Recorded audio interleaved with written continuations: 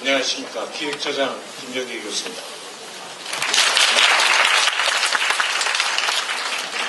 우선 본격적인 발표에 앞서서 한 가지 소개를 드리겠습니다. 오늘 아무래도 이 보고 자료만으로 아마 여전히 배가 고프실 겁니다. 그래서 이 내용을 요약하고 Q&A를 담은 리플렛을 오늘 드리겠습니다. 최초 300분을 복사를 해왔는데 이렇게 많은 학생들이 오실 줄 미처 예상을 못했습니다. 그래서 약 200분을 지금 추가적으로 복사를 하고 있습니다. 도착하는 대로 여러분께 한 분도 빠짐없이 이 리플렛을 드리겠습니다. 아마 많은 부분이 담겨 있어서 여러분의 궁금증을 다소간 해소시켜드리지 않을까 이렇게 생각합니다.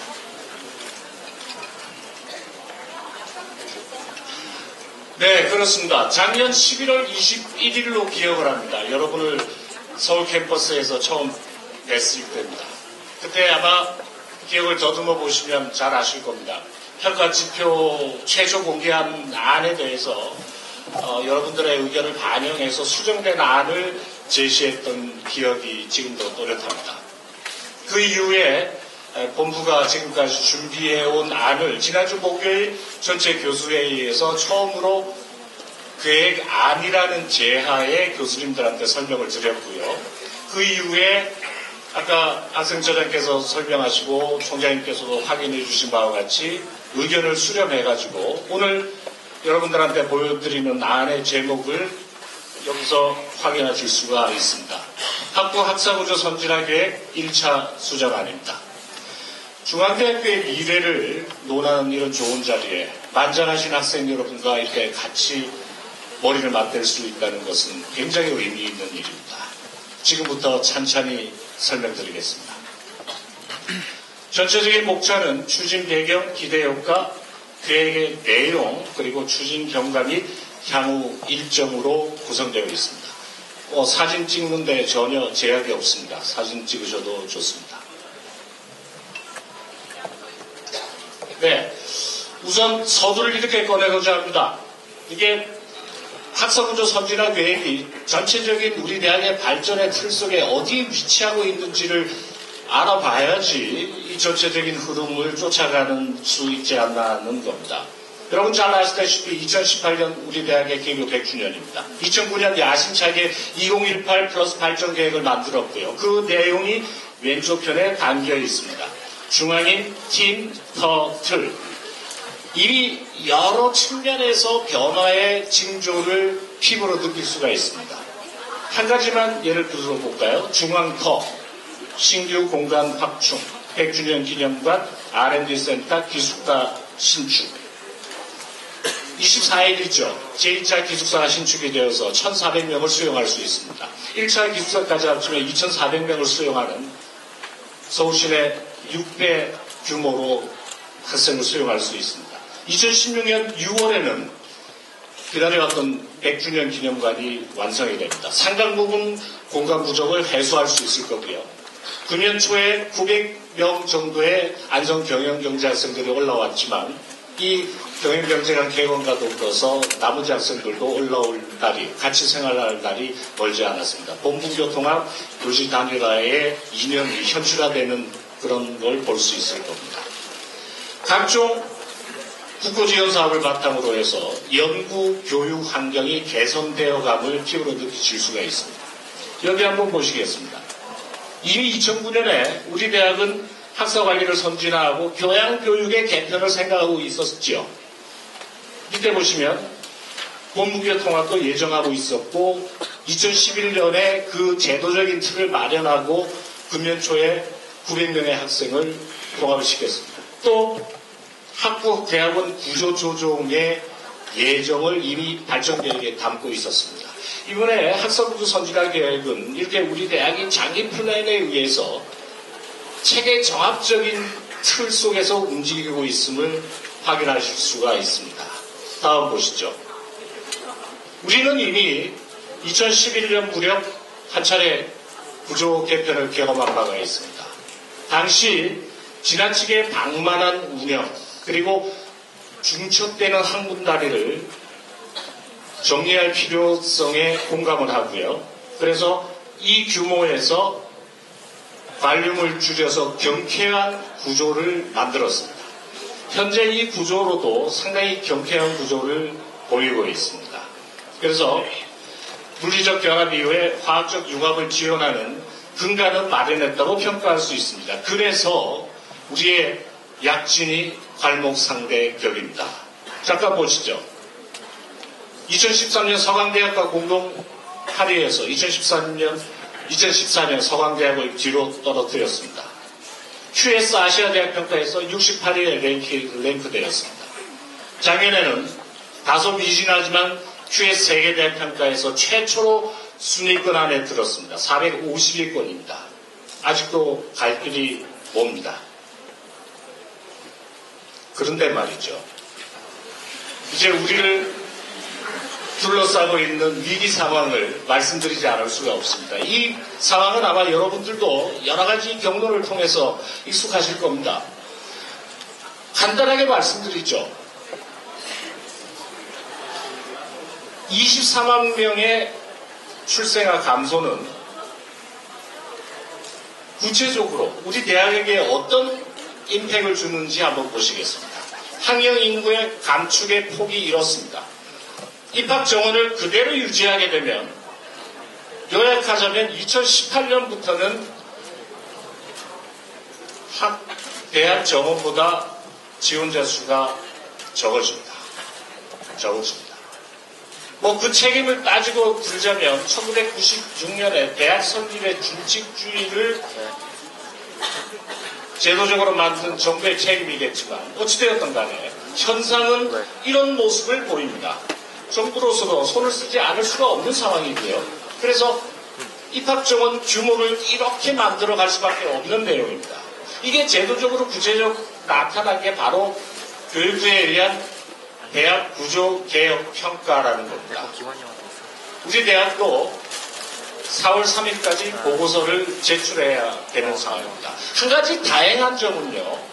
전체적인 줄이는 규모가 3주기에 걸쳐서 다시 말해 2023년까지 3주기에 걸쳐 4만 5만 7만에서 16만을 줄여야 되는데요.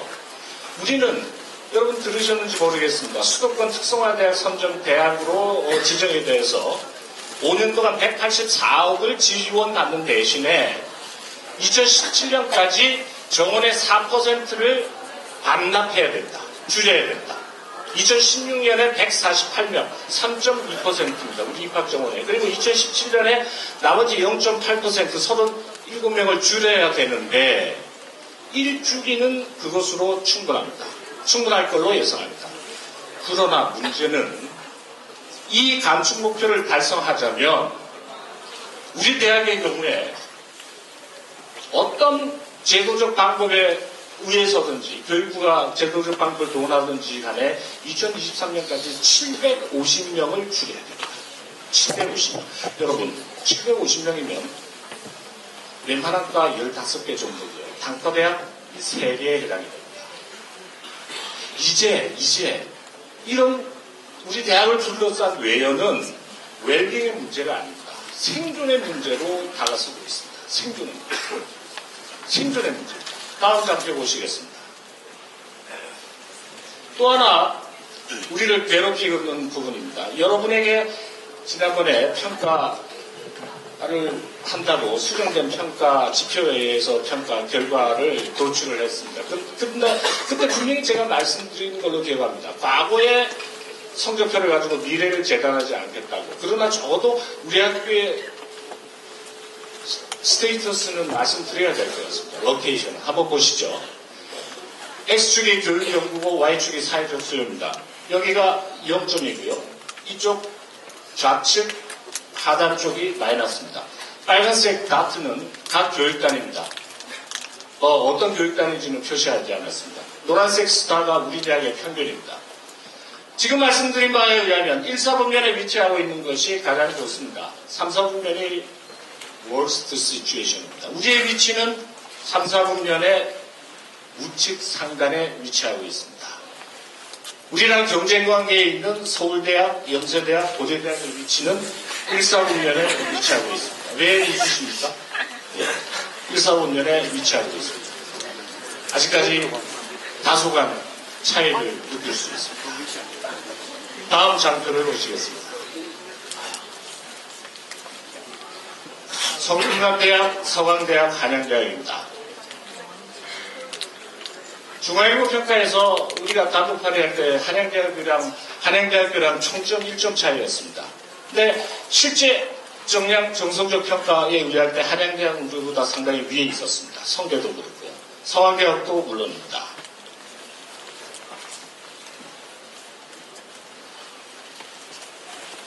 인하대, 경희대, 부산대. 지금 보시고 계신 10개 대학은 최초 우리가 경쟁 상대로 평가에 비교 상대로 삼았던 10개 대학들입니다.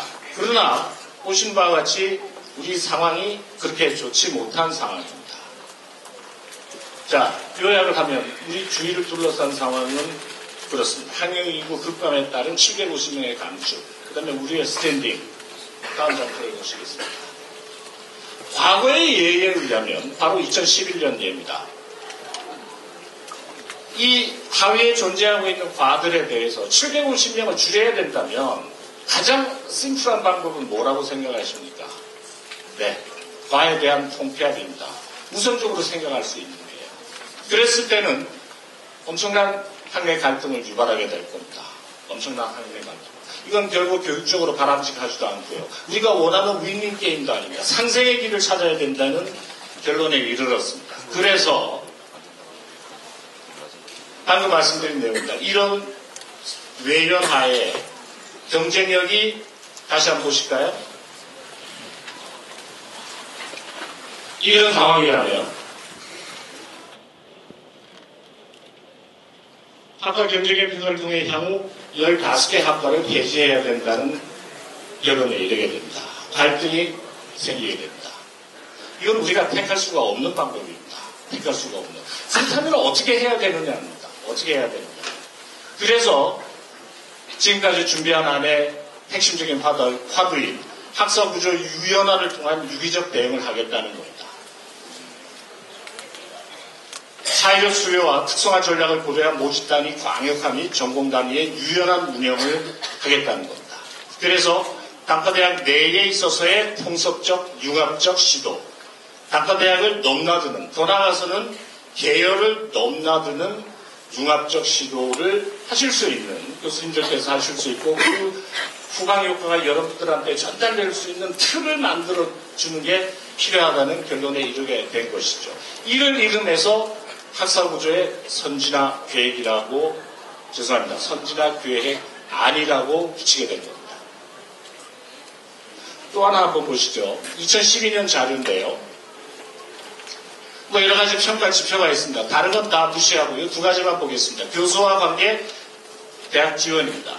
이게 바로 이제 대학 지원이라는 게 여러분들이 하시고 싶은 것을 대학이 어느 정도 만족시켜 주느냐 이 얘기인데요. 그리고 교수와의 컨택의 정도를 얘기하는 건데 보시다시피 32개 국내 대학 중에서 유감스럽게도 최하위에 위치하고 있습니다.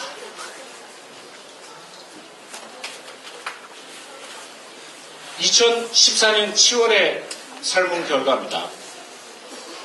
우리 학생들의 71%가 졸업 후에 취업을 원한다고 되어 있고요.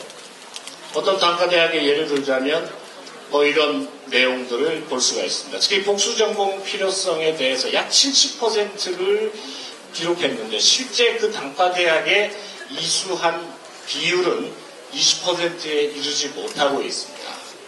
제도적으로 70%를 수용할 수 없는 구조임을 증명하고 있는 것이죠.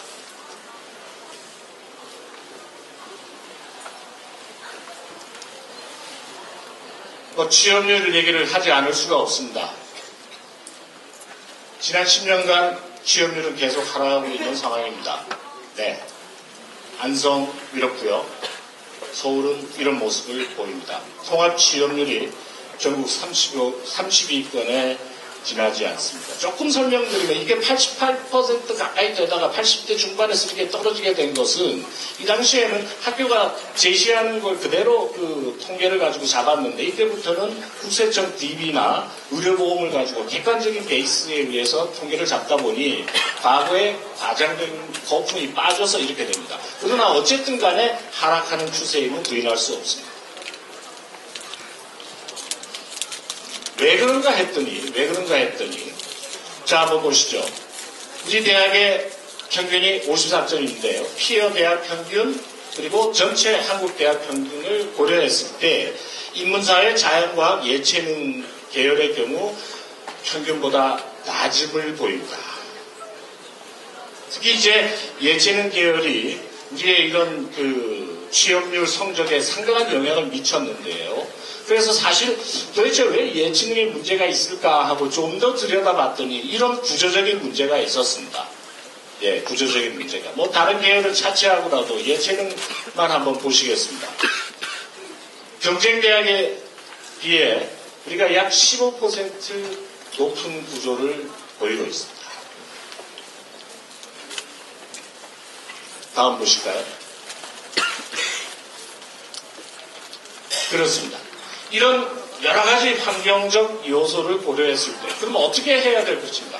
학생 구조를 유연하고 학생들의 전공 선택권을 보장을 해서 다시 도약할 수 있고 학교가 생존할 수 있는 이런 방법을 찾고자 노력한 지난한 노력의 결과가 이런 겁니다. 뭐 이런 거창한 고울이나 슬로건은 빼버리겠습니다. 우리는 우선 학생들이 만족하는 대학을 만들어야 되겠다. 학생이 위주가 되는 패러다임 시프트를 가져와야 되겠다는 겁니다. 이게 정착을 하게 되면 일부에서 걱정하는 것과 같이 입결 별로 신경 안 씁니다. 이게 정착을 하게 되면 전후방 효과가 극대화될 겁니다. 해서 한 3가지 아젠다를 던지겠습니다. 유연한 학사 구조 구축, 학생 중심의 교육적 패러다임의 전환, 계열별 입학 정원 운영, 이건 정원 관리를 그렇게 하겠다는 겁니다. 단과대학별 모집입니다. 우선은.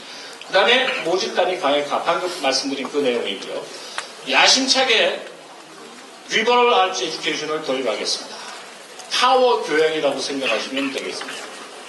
또 하나 2학년 1학기 이수 후에 전공을 선택하는 제도입니다. 이를 우리는 전공 선택제라고 명명하겠습니다. 다만 이 내용은 학문적 특수성을 고려해서 오늘과 같은 이런 자리 그리고 단과대학 교수님과의 대화를 통해서 학문적 특수성을 반영해서 경우에 따라 영역별로는 달리 적용할 여지는 충분히 열려 있습니다.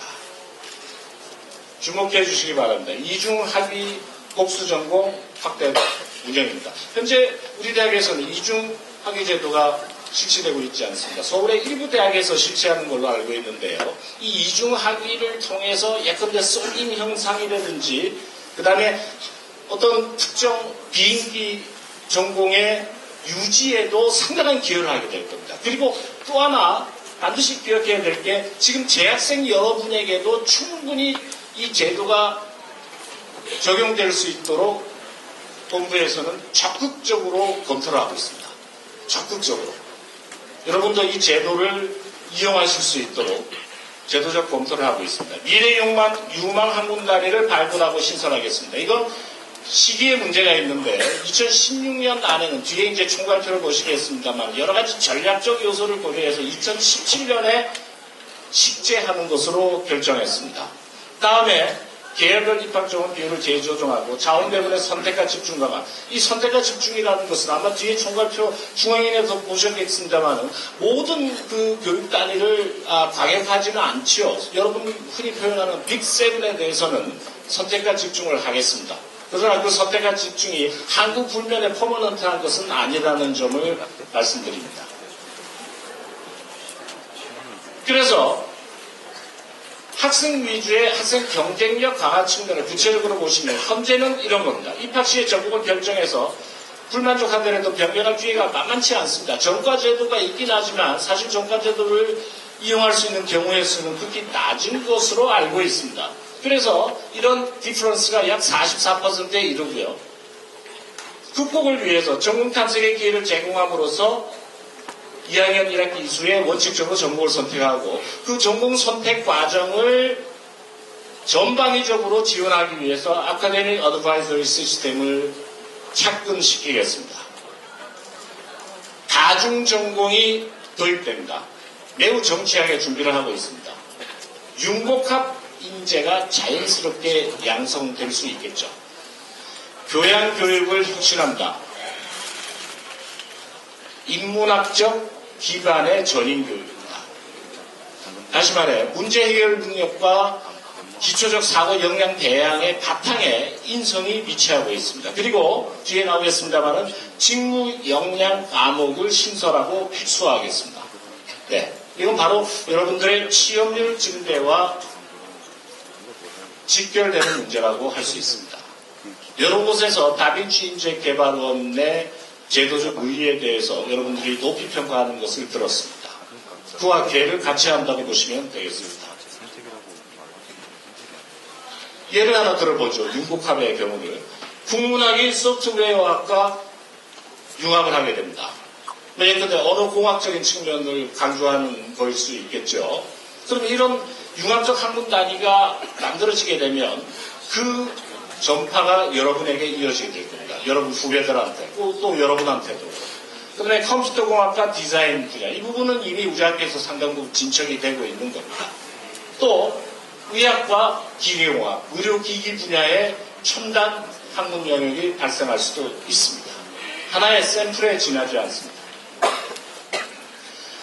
아카데믹 어드바이저리 시스템의 기반을 이루는 것은 소위 말하는 전주기적 통합 이력 관리 시스템이라고 이름 붙일 수 있는 레인보우 시스템입니다. 2015년 2학기부터 가동이 될 겁니다. 에이스 사업에서 재정 지원을 받아가지고 이미 기본적인 틀이 완성되어 있습니다. 이거 보시면 1학년 때 인생에 대한 기본적인 설계부터 시작해서 물론 그 전제는 입학 전부터 시작이 되는 겁니다. 재학 중에 학생의 역량, 적성, 장래 희망, 유기적인 요소들을 체계 종합적으로 묶어서 전공 선택을 도와줄 것이고요. 또 더 나아가서 취업과 관련된 분야라든지 지금 다빈치 인재 개발에서 하는 걸 연상하시면 될 겁니다. 그 과정에서 직무 역량 프로그램이라든지 여러 가지가 같이 묶여서 유기적으로 돌아가게 될 겁니다. 이게 바로 레인보우 시스템이라고 정의할 수 있습니다. 아까 말씀드린 기초 직무 역량입니다.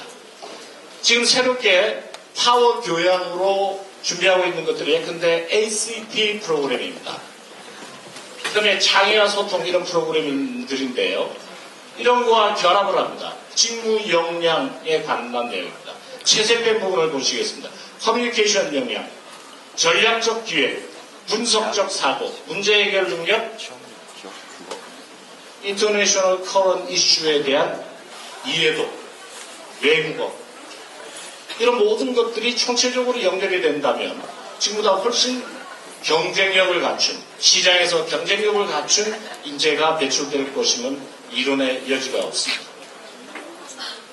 학사 구조 측면에서는 컬래버레이션이 일상화되겠습니다. 이거 보시죠. 이런 과외 높은 장벽입니다. 네, 과외 높은 장벽에서는 이러한 일들이 사실은 쉽게 이루어지지 못합니다. 이미 선진국에서는 이런 틀을 깨버렸습니다. 학문적 칸막이를 제거하고 유기적 생물체로서 긴장감 있게 움직일 수 있는 틀을 마련해 주는 겁니다. 그 하에서 미래 유망 전국이 지속적으로 신설이 가능하고 그 과정에서 사회적 수요, 이건 기업적 수요랑은 다른 것이죠. 사회적 수요, 사회적 수요와의 얼라이먼트가 가능해진다는 겁니다. 아까 보신 그림을 다시 볼 수 있습니다. 자율적으로 융복합 한문단의 편성을 유도할 수 있도록 전통적 유니친 학과를 잠시 포기한다는 겁니다. 폐지한다는 겁니다. 그 틀에서 벗어난다는 것이죠. 융복합이 가능하고 경우에 따라서는 공학계열이 증원될 여지가 있는 겁니다. 다음 보시겠습니다.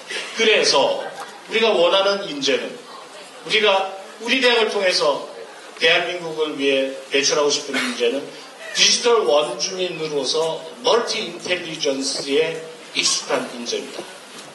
융복합적 사유, 창조적 소통 및 협동, 글로벌 시티즌십, 문화예술적 역량, 크게는 창의적 인재라고 할 수 있습니다. 다빈치형 인재라고 할 수 있죠. 우리 대학의 근본적인 지향점과 맥을 같이 합니다. 그 중심에는 다음과 같은 이념이 있습니다. 교수 중심의 교육체계는 이제 벗어나야 되겠다는 겁니다. 학생 위주의 교육체계로의 패러다임 시프트를 이루자는 것이죠. 일각에서는 다음과 같은 의문을 제기합니다. 세상 안에 새로운 것은 하나도 없다고 학구제랑 지금 중앙대학이 의도하는 바랑 뭐가 다르냐는 겁니다. 그 차이점을 표로 요약해놨습니다. 우선 학문 단위 체계부터 먼저 보시겠습니다. 과에 베이스드 되어 있는데 우리는 전공 베이스입니다. 주 전공 선택 범위가 학군에 개설된 두세 개의 전공이지만 그 선택의 폭이 넓고요. 전공 선택 시기도 다릅니다. 다중 전공 인수의 정도, 학생 상담의 정도. 그리고 여기 표시는 안 했지만 사실은 학부제하에서는 학과가 유지되기 때문에 그 학과의 고유한 커리큘럼이 그대로 갑니다. 그러나 우리가 얘기하는 전공 선택제 하에서는 전공 개념으로 가기 때문에 커리큘럼의 일대 혁신이 일어나게 됩니다. 교양뿐만 아니라 공통 전공 기초 전공 심화에 이르기까지 지금과는 다른 개념으로 접근하는 교육 과정을 경험하시게 됩니다. 그래서 그 프레임을 좀 설명드리면 이렇게 됩니다.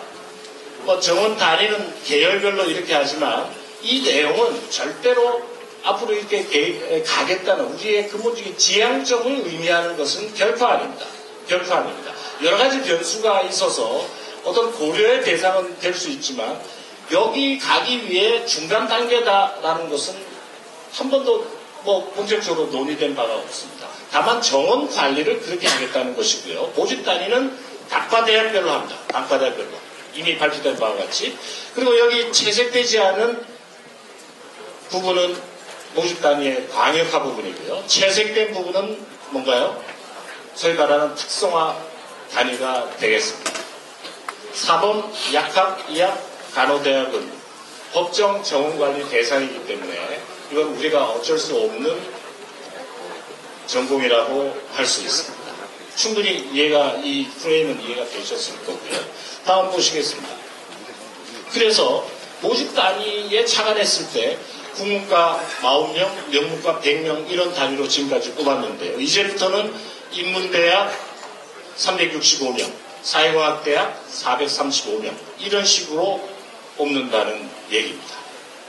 그리고 이런 개별 전공에 대한 공통 전공 기초를 1학년 때부터 탐색을 합니다. 그 과정에 아카데미 어드바이저가 깊숙이 개입할 겁니다. 그래서 여러분에게 맞춤형 전공을 선택하도록 여러 측면에서 도와줘서 원칙적으로 2학년 1학기에 전공을 선택할 수 있는 구조를 만들어 갔다는 얘기죠. 구체적으로 보시면 이렇습니다. 단과대학은 다릅니다. 그러나 바탕에 파워 교양을 두고 여기서부터 이제 전공 기초의 탐색을 시작해서 본격적으로 2학년 1학기 때 전공 탐색을 합니다. 2학년 2학기 때 전공을 심화하면서 이 과정에서 주전공뿐만 아니라 이중학위, 복수전공의 가능성이 여러 가지 트랙으로 열리는 이런 구조입니다. 전공 선택에 있어서 상당한 자율권이 부여되는 것이죠. 한 가지 문제는 그렇다면 주전공을 어떻게 선택할 것인가의 의문인데요. 그래서 지금 계획으로는 3년 평균에서 전공 정원의 약 120%를 전공별 기준 정원으로 할 예정입니다. 원칙적으로.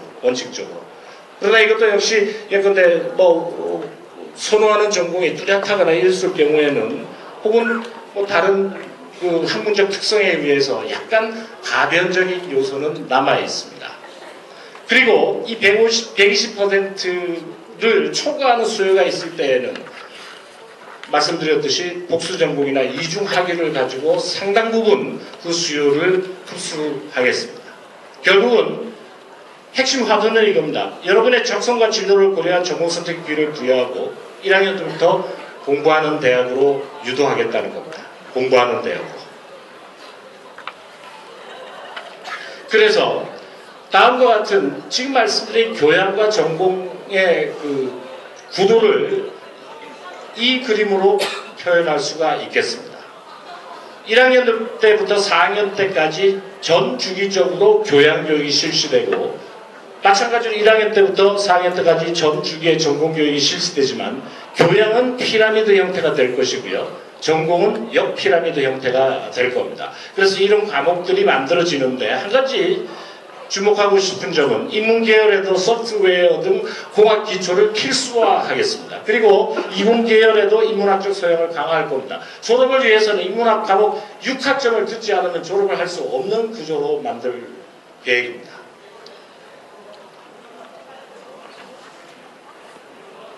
말씀드린 아카데믹 어드바이저리 시스템입니다.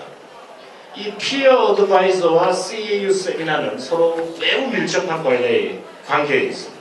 지도교수와의 소규모 세미나인데요. 이게 학점 베이스로 운영이 될 겁니다. 그 과정에서 선배들이 피어 어드바이저 역할을 신입생들에게 하게 됩니다.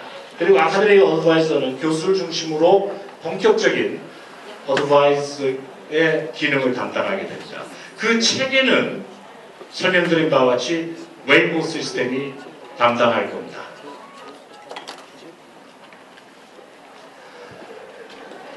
금년에 그 본부가 고민하고 있는 것 중에 하나입니다.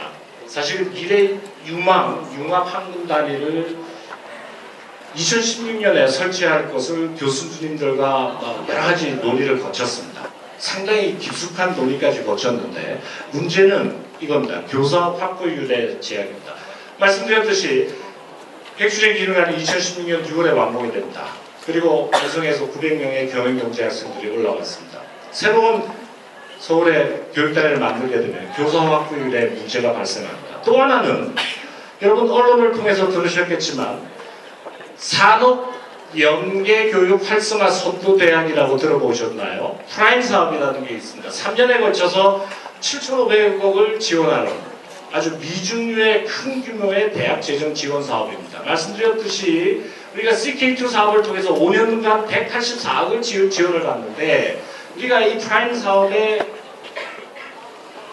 지정이 되면 연간 280억을 지원받게 됩니다. 그 요건이 뭐냐면 공학계열 중심으로 첨단 융복합 학문 단위를 신설하는 학교에 지원한다는 겁니다.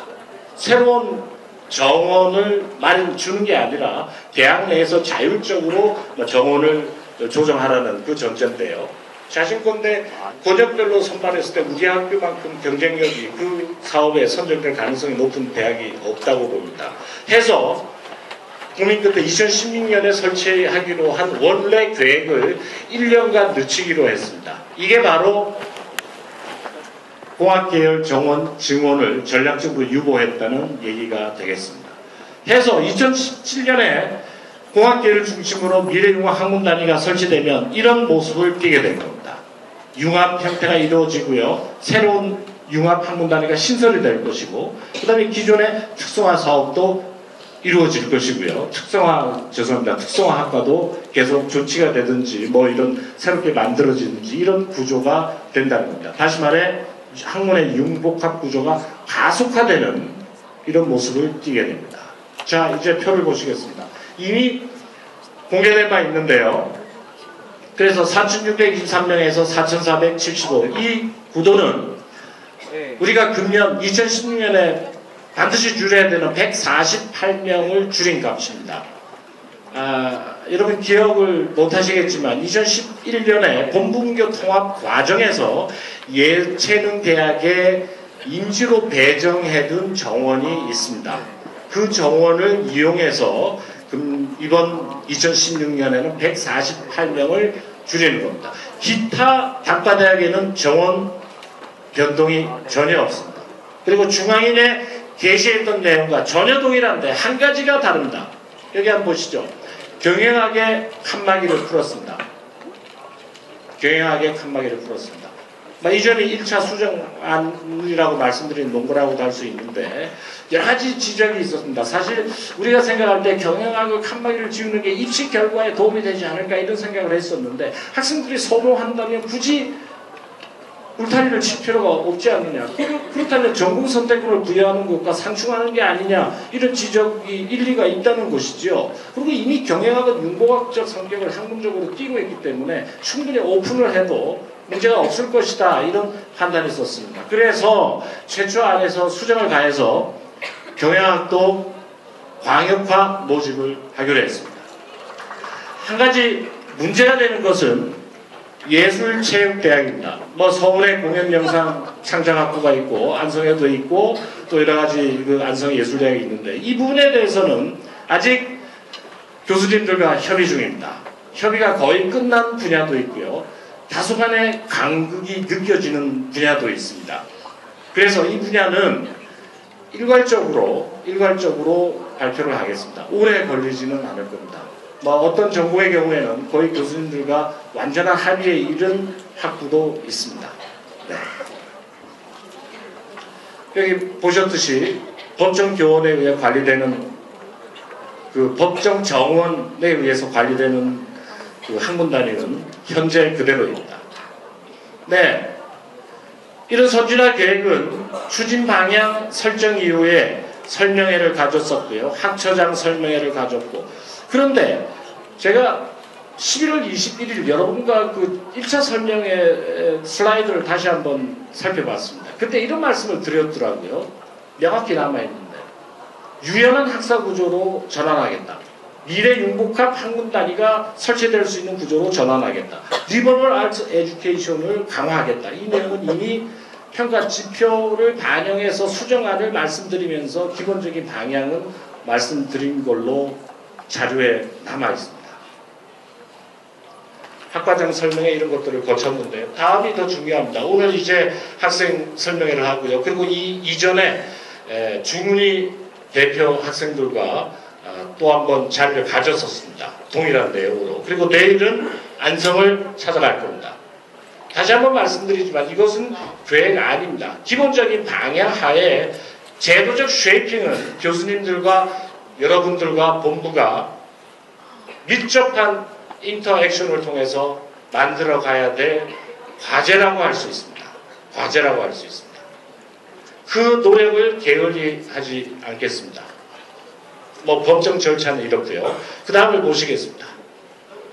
이 내용은 뭐라 그럴까요? 현재 선진국에서 이 선진국이라는 것은 미국 대학을 의미하는 것만 아닙니다. 아시아권 대학에 예컨대 싱가포르 국립대학이나 홍콩 대학이나 이런 대학에서 융복합의 정도를 보여주는 표입니다. 융복학의 정도를.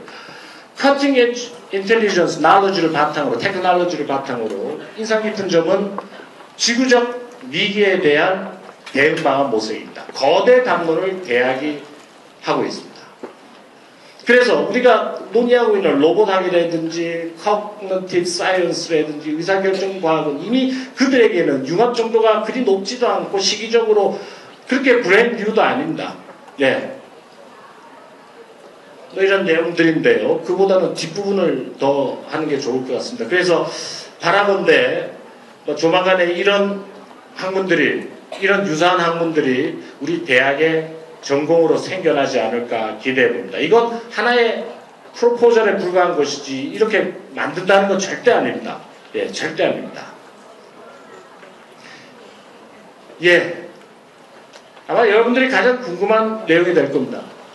왜 이런 제도, 도대체 왜 불편함을 끼치는 이런 제도를 시행하려고 하느냐? 이 학력 인구 감소입니다. 전공 선택권을 강화하기 위해서 그렇습니다. 신입생들에게는 전공 선택 기회가 제공이 되고 이런 미스매치 현상을 해소할 수가 있습니다. 경쟁력, 시장에서의 경쟁력 강화를 기대할 수 있다는 얘기입니다. 또 이와 더불어서 상담 지원 체계, 말씀드린 아카데미 어드바이저리 시스템이 구축이 됩니다. 그래서 이런 현상들을 사전에 예방하기 위해서 제도적 완비를 기해 나갈 겁니다. 파워 교양으로서 리버럴 아츠 에듀케이션을 도입합니다. 말씀드린 화두입니다. 인성의 바탕 위에 비판적 사고력, 문제 해결 능력을 중점적으로 배양하겠습니다. 그래서 1학년 위주의 교양 지식 전수가 아니라 전 주기의 파워 교양을 여러분들한테 제공하겠습니다. 예, 말씀드린 CAU 세미나입니다. 모든 교원이 개설한 세미나 중에 수강 신청, 인성 이런 것들이 같이 이루어지게 됩니다. 이건 학점 베이스로 움직이게 될 것이고요. 피어 어드바이저로 선후배 간의 유대도 강화할 계기가 마련될 겁니다. 네, 복수 전공 이수 기회를 확대하겠습니다. 현재 전반적으로 학교 전체로 봐서는 한 38, 9% 정도인데요. 우리가 시뮬레이션을 해보니까 약 50% 이상 확대될 것 같습니다. 50% 이상. 네. 그래서 자연스럽게 융복합적 전공 지식을 습득하고 졸업 경쟁력을 강화할 수 있게 되겠습니다. 이중학위 제도입니다. 2개 이상의 준전공에 대해 동일한 졸업 학점을 이수하는 경우에 2개 이상의 졸업 증명서가 발급되는 제도입니다. 조금 더 자세히 보시겠습니다. 교문처가 준비하고 있는 안은 이중학위는 아마 8개 학기 가지고는 좀 힘들지 않을까. 9차 이상 등록을 예정하면서 54, 54 이런 구도를 예상하고 있습니다. 복수 전공은 54, 36 이렇게 됩니다. 부전공은 이렇고요. 그래서 이런 다양한 이게 결국은 전공 쏠림 현상을 어느 정도 해소할 수 있고 또 1, 2학년 때 열심히 공부했음에도 불구하고 주전공으로 자기가 원하는 걸 선택하지 못한 학생들에 대한 상대적 박탈감을 어느 정도는 해소할 수 있지 않느냐는 겁니다. 예. 그리고 이미 여러분에게도 복수전공 제도라는 건 시행이 되고 있습니다. 그러나 이중학위는 해당 사항이 없는데 매우 적극적으로 검토하고 있습니다. 여러분들도 수혜할 수 있는 이 제도를 원용할 수 있는 가능성을 열기 위해서 학사 제도적으로 여러 가지를 검토하고 있음을 말씀드립니다. 네, 이중학위는 다음과 같은 절차를 거치겠습니다. 아카데믹 어드바이저가 깊숙이 개입하기 때문에 추천, 1차 추천 그리고 전공 주임 교수의 추천을 통해서 최종 단과대학장이 결정하는 이런 구조를 취하게 됩니다. 네, 그러면 어떤 기준으로 전공을 선택하느냐? 일단 생각하기에는 학점일 것이다 이렇게 뭐 보도도 되고 했는데요. 학점을 전혀 무시할 수는 없겠죠. 그러나 학점뿐만 아니라 비교과 활동, 상담 기록 여러 가지를 고려해서 전공을 선택합니다. 그리고 최근 3년간 배정된 인원의 원칙적으로 120% 범위 내에서 여러 가지를 고려해서 결정할 예정입니다. 말씀드렸듯이 이 120%는 어떤 경우에도 불변인 값은 아닙니다. 여러분의 관심사입니다. 후배들이 없어진다는 두려움입니다. 우선 대안에 앞서서 부탁드리고 싶은 게 있습니다. 여러분에게 과감한 패러다임 시프트를 요구하겠습니다. 학생 자치활동의 패러다임이 단과대 혹은 중앙대학입니다. 중앙대학. 네, 여러분 밖에 나가보십시오. 사회 진출하시는 순간 우리 중앙대학교입니다. 우리 중앙대학교입니다. 우리 중앙대학교입니다. 그리고 전공화에서도 학생의 활동을 계속 유지하도록 하겠습니다. 제도적으로. 뿐만 아니라 전공의 소속감 결여에서 발생할 수 있는 점은 동아리를 좀 더 활성화할 수 있는 방안을 학생처를 중심으로 지금 방안을 마련 중에 있습니다.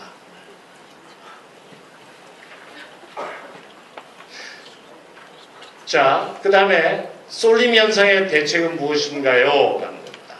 아까 말씀드렸죠.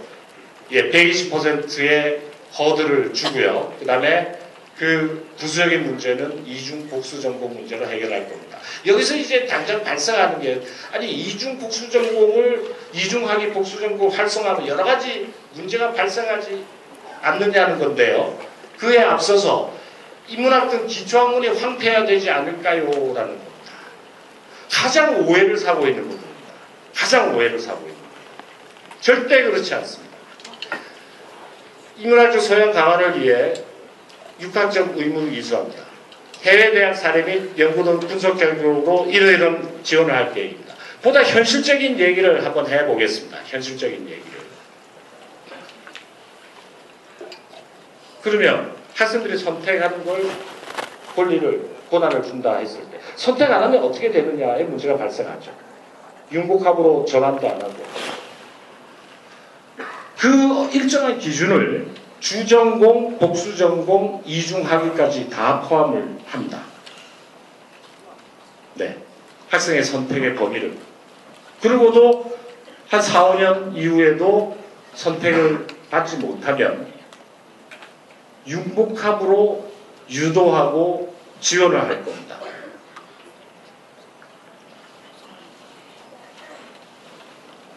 자세한 얘기는 Q&A를 통해서 다시 여러분과 논의할 수 있을 것 같아서 이 정도 말씀드리겠습니다. 자, 전공에 배정받지 못한 학생들은 이러한 다중전공 기회들을 확대하겠습니다. 예, 시설적인 문제입니다. 310간의 공간 확충, 그 다음에 여러분 잘 아시다시피 MOOC 강좌가 지금 시범 시행되고 있습니다. 경영경제대학에서 이번 학기에 경제학 강의가 시행되고 있는 걸로 알고 있는데요. 그리고 다중전공에 대한 제한이 있다고 느껴지지 않도록 최선을 다하겠습니다. 최대한 열어드리도록 하겠습니다. 또 하나 제기되는 문제점이 전공 지식에, 그러니까 전공 몰입도에 지장이 있지 않겠냐는 겁니다.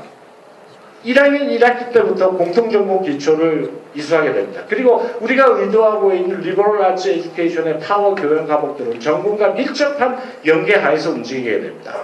그렇기 때문에 결코 전공 몰입도에 지장이 없도록 하겠습니다. 그리고 전공 심화의 교육과정 개편을 통해서 여러 과목을 하나의 밀도 있게 집어넣어서 여러분한테 강의가 이루어지는 구조로 가서 결과적으로는 전공교육이 강화되는 쪽으로 노력을 하겠습니다. 지금 교무처에서 예정하고 있는 학점 이수 체계를 잠깐 보시겠습니다. CAU 세미나가 이렇게 되고요. 비교과 학점, 취업 학점, 그 다음에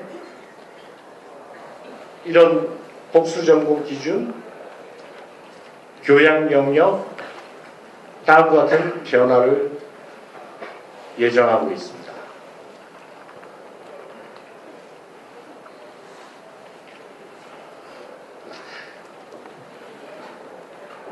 다시 한번 말씀드리지만 우리의 안은 완성된 것이 아닙니다. 교수님들과 여러분들과 소통하에 이제 막 학사구조 선진화 계획 아니라는 깃발을 달고 힘차게 닻을 올린 우리 중앙대학교가 모진 풍랑까지도 선용할 수 있는 선장과 선원의 지혜로 만선기양하도록 학생 여러분들도 큰 힘을 보태해 주시기를 부탁하면서 제 발표를 마치겠습니다. 감사합니다.